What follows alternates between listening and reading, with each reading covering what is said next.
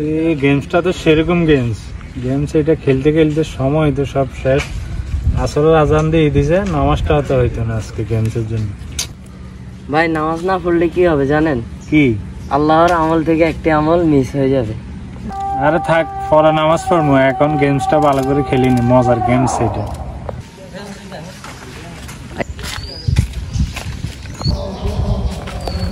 কিরে রাসেল, নামাজ পড়তে যাবে না? ভাইয়ের জন্য বসে আছি, আর ভাই বলতেছে পরে যাবে। আপনারা কি জানেন আল্লাহর কাছে কি কাজটা আছে সবচেয়ে দামি জানেন? নামাজ। আরে আমি তো ভাবছি নামাজ পরে পড়লেও হবে। সময় মতো নামাজ পড়া আর পরে পড়া এক না ভাই।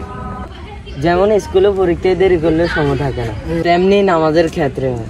তোমরা যদি যাও তাহলে আসো, নাহলে আমি নামাজ পড়তে যাই।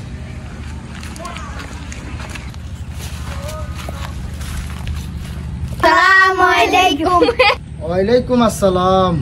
তোমরা সবাই কেমন আছো? আলহামদুলিল্লাহ। তোমরা সুখে থাকলে আলহামদুলিল্লাহ বলবা, দুঃখে থাকলে আলহামদুলিল্লাহ বলবা।